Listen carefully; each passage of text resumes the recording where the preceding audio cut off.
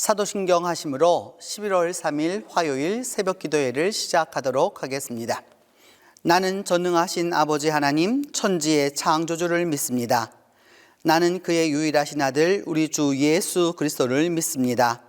그는 성령으로 잉태되어 동정녀 마리아에게서 나시고 본디오 빌라도에게 고난을 받아 십자가에 못 박혀 죽으시고 장사된 지 사흘 만에 죽은 자 가운데서 다시 살아나셨으며 하늘에 오르시어 전능하신 아버지 하나님 우편에 앉아 계시다가 거기로부터 살아있는 자와 죽은 자를 심판하러 오십니다. 나는 성령을 믿으며 거룩한 공교회와 성도의 교제와 죄를 용서받는 것과 몸의 부활과 영생을 믿습니다.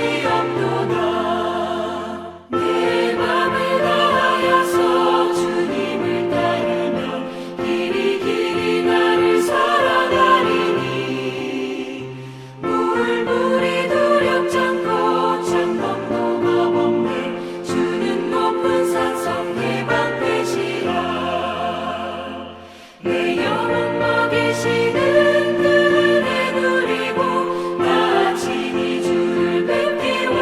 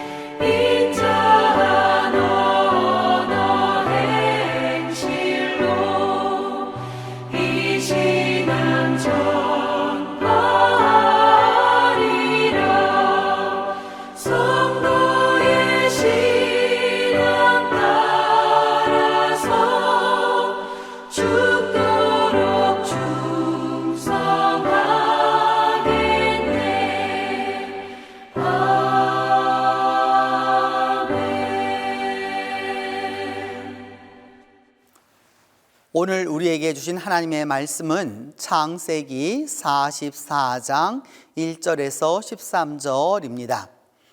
구약성경 창세기 44장 1절에서 13절입니다. 요셉이 그의 집 청지기에게 명하여 이르되 양식을 각자의 자루에 운반할 수 있을 만큼 채우고 각자의 돈을 그 자루에 넣고 곧 내 잔, 곧 은잔을 그 청년의 자루 아귀에 넣고 그 양식값 돈도 함께 넣으라 하매 그가 요셉의 명령대로 행하고 아침이 밝을 때에 사람들과 그들의 나귀들을 보내니라. 그들이 성읍에서 나가 멀리 가기 전에 요셉이 청지기에게 이르되 일어나 그 사람들의 뒤를 따라가서 그들에게 이르기를 너희가 어찌하여 선을 악으로 갚느냐? 이것은 내 주인이 가지고 마시며 늘 점치는 데에 쓰는 것이 아니냐? 너희가 이같이 하니 악하도다 하라. 청지기가 그들에게 따라가서 그대로 말하니 그들이 그에게 대답하되 내 주여 어찌 이렇게 말씀하시나이까? 당신의 종들이 이런 일은 결단코 아니하나이다. 우리 자루에 있던 돈도 우리가 가나안 땅에서부터 당신에게로 가져왔거늘 우리가 어찌 당신의 주인의 집에서 은금을 도둑질하리이까? 당신의 종들 중 누구에게서 발견되든지 그는 죽을 것이요 우리는 내 주의 종들이 되리이다. 그가 이르되 그러면 너희의 말과 같이 하리라. 그것이 누구에게서든지 발견되면 그는 내게 종이 될 것이요 너희는 죄가 없으리라. 그들이 각각 급히 자루를 땅에 내려놓고 자루를 각기 푸니 그가 나이 많은 자에게서부터 시작하여 나이 적은 자에게까지 조사하며 그 잔이 베냐민의 자루에서 발견된지라. 그들이 옷을 찢고 각기 짐을 나귀에 싣고 성으로 돌아가니라. 요셉의 형제들은 이제 요셉의 집에서 아주 극진한 대접을 받고 이제 드디어 가나안으로 돌아가게 됩니다. 그럴 때에 그 돌아가게 될 때 요셉이 청지기에게 비밀히 명령을 내립니다. 지령을 내리는 것이죠. 그러니까 양식을 각인의 자루에 실을 수 있을 만큼 다 채워줘라. 그러니까 아주 가득 채우라는 겁니다. 그리고 그 식량 속에 양식 속에다가 돈을 다시 거기에 다 집어넣고 그 중에서 내 잔, 곧 내가 은잔을 갖고 있는 그 내가 쓰는 은잔을 그 소년의 자루 아구에다 넣어서 그리고 또 양식값도 함께 넣어라 이렇게 말하니까 청지기는 요셉의 명령대로 그대로 행하게 된 것이죠. 이렇게 요셉의 그 말씀대로 그렇게 하자 드디어 이제 아침에 해가 떴을 때 사람들과 함께 나귀를 타고서 이렇게 가나안으로 떠나가게 됩니다. 그런데 이제 그들이 성에서 나가서 그렇게 멀리 가지 않았었을 때에 요셉의 두 번째 지령이 떨어집니다. 그 두 번째 지령이라고 하는 것은 바로 이것이었습니다. 일어나서 이제 빨리 뒤를 쫓아라. 그래가지고서 뒤를 쫓아가서 그들에게 미칠 때에 이르기를 너희가 어찌 악으로 선을 갚느냐라고 말하라고 얘기합니다. 어찌하여 악으로 선을 갚느냐라고 먼저 이렇게 이제 이야기를 하는 것이죠. 그러면서 왜 선을 악으로 갚느냐라고 말을 하느냐 하면 내 주인이 가지고 마시면서 늘 점치는 데 쓰는 것인데 너희가 이것을 훔쳐가지고 가니까 악하다라고 이렇게 가서 말하라고 시킵니다. 물론 이것은 베냐민의 그 자루에 이미 넣도록 만들어 두었던 것이었죠. 이 점을 치다라고 하는 그 나카시라고 하는 단어는 여러분 뱀이라는 단어와 동일합니다. 고대 사회의 사람들에게 있어서 점이라고 하는 것은 오늘날 우리가 생각하는 점하고는 달랐고요. 그들에게서는 미래를 바라볼 수 있는 유일한 것들이 있었습니다. 그래서 오늘같이 이렇게 요셉같이 이게 잔을 갖고 점을 치는 것은 무엇이냐 하면 물이나 또 이런 것들을 집어넣고 그 위에 우유를 풀거나 기름을 풀어서 그 모양을 보고서 미래를 점치도록 하는 그런 방식들을 예전에는 썼던 것입니다. 또 더불어서 동물들의 그 동물을 잡아서 간을 보면서 그 간의 모양의 형태를 보면서 이제 이런 애는 길하다, 흉하다, 뭐 이런 것들을 그래서 그렇게 살았던 세월들이 있었습니다. 그래서 이게 점을 친다라고 하는 것을 이제 알게 되었는데, 이제 드디어 이런 상황이 벌어지게 되었을 때 이런 모습이 나타나게 되자 이제 형제들은 어떻게 할 것입니까? 이렇게 형제들은 이거 어떻게 할 것입니까? 은잔이 발견되면은 이제 뭐 자기들은 그렇게 한 적이 없으니까 큰 소리를 빵 치게 되게 되는 거죠. 누구든지 은잔이 발견되기만 하면 종이 되겠습니다 라고 아주 큰 소리 하는 거죠. 왜? 자기들에게서는 그것이 절대 나올 수 없다고 믿었기 때문입니다. 그래서 어떻게 하였느냐? 청지기는 그래서 그들을 갖다가 쭉 따라가서 그대로 쫙 이야기를 하고 난 다음에 여기 얘기하니까 어이구 우리가 그런 일은 우리는 하지 않았으면 절대 그런 일 없습니다. 그리고 전에 우리가 자루에 있던 돈도 다시 가나안 땅에서 와서 당신에게 가져갔는데 어떻게 우리가 그 당신의 주인의 그 집에서 은금을 도적질하겠습니까? 만약에 발견이 되면 다 그는 죽이게 됐고 우리 형제들 모두는 다 그 종이 되겠습니다 라고 아주 큰 소리를 뻥 치게 되는 거죠. 왜냐하면 자신들은 어떡하다고 생각하고 있느냐? 정직하다고 생각하고 있기 때문입니다. 이러자 청지기가 말하기를 그래 그럼 너희들 말과 같이 한다. 대신 누구에게든지 발견되면 그는 종이 될 거지만 나머지는 책임이 없으니까 돌아가라 이렇게 얘기합니다. 그래서 드디어 이제 그 찬 조사가 시작이 됩니다. 그래서 각각 급히 자루를 다 내려놓고서 이제 막 열한 형제가 서로 다 놓고 자루를 다 내려놓고서 풀어보았는데 찬이 나이 많은 사람에게서부터 시작해가지고 쭉 해서 10명이 내려오도록 없었습니다. 그런데 맨 마지막 제일 어린 베냐민의 자루에서 찬이 발견되었습니다. 이렇게 되자 형제들은 옷을 찢고 성경에 나오는 가장 비참한 표현이죠. 가장 비참한 표현으로 할 때 이제 이와 같은 것을 하게 되는데 옷을 찢고 그다음에 짐을 가지고서 다시 나귀에다 다 실어서 떠났던 애굽 성을 다시 돌아오게 되는 것이죠. 이렇게 돌아오게 됨으로 말미암아서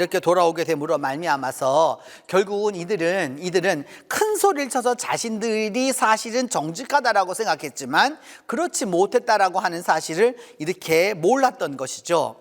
이와 같이 했었을 때에 그 이유가 있었던 것을 여러분은 하나 기억해 두어야 합니다. 그것은 바로 무엇이냐 하면 요셉이 왜 이렇게 하였을까요? 거기에는 이유가 있습니다.